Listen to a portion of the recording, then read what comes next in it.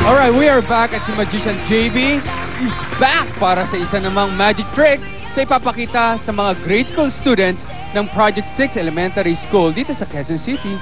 Eto na ha, ang laruang piso. Gagawin niyang tunay na piso. Nako, tingnan nga natin ito mga kapuso. Eto na ang Tricky with JD. Happy morning sa mga kapuso. Paano nangyari na ang isang papel ay naging tunay na pera? Nandito ako ngayon sa Project 6 Elementary School at ito ang eskwelahan na napili natin para magpakita ng kagilas-gilas na magic. Ako si JB de la Cruz at ito ang Tricky JB. Mga bata, handa na ba kayo mag-magic? Tara na!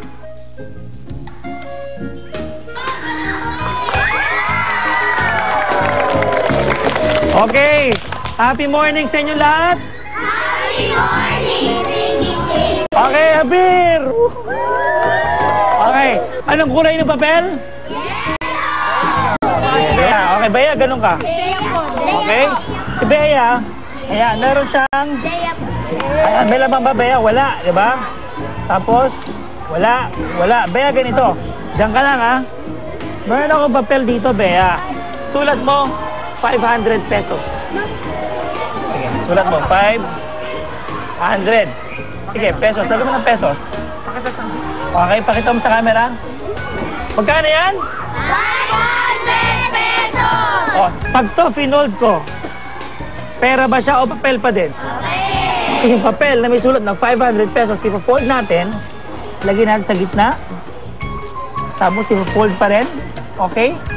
Tapos nalagay pa ulit natin sa gitna. Tapos i-fold pa rin. Okay? Tapos lagay pa sa gitna.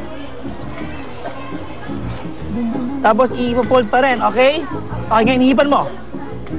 Tingnan natin, pag binalot pa natin siya ng mahiwagang papel, yung pinaka-last. Ayan na. Ready? 500 to shake. Sabi mo, 500 pesos. 500 pesos. Ito na. Pagbukas natin ng papel, dahan-dahan, open mo lang yung kamay mong ganyan. Anong kulay? Yellow. Anong kulay? Orange. Orange. Anong kulay?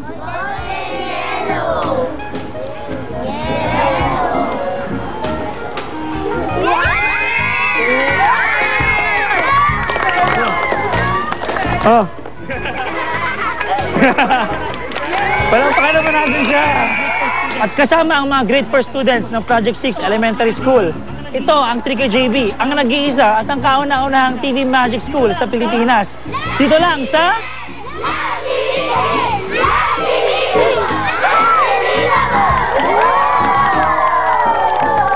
Alright, tatay, oras na para malaman na natin kung paano ba gawin ang magic na ginawa ni Magician JB. Pero welcome muna natin si Sabrina. Yes, hi Sabrina! And hi, Jillian! Hello po. Morning. Si Julian Trono.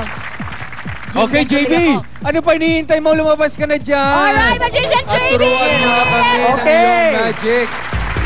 Happy morning. Happy morning, Ayan. Sabrina and Julian. Meron tayong paper pa isa dito, okay? Kulay green. Lagyan mo ng 500. Yan. Lagyan mo ng pesos. Baka mamaya dollars yung lumabas eh. Wow. Okay. Ayan. Palakpakan naman natin si Zap.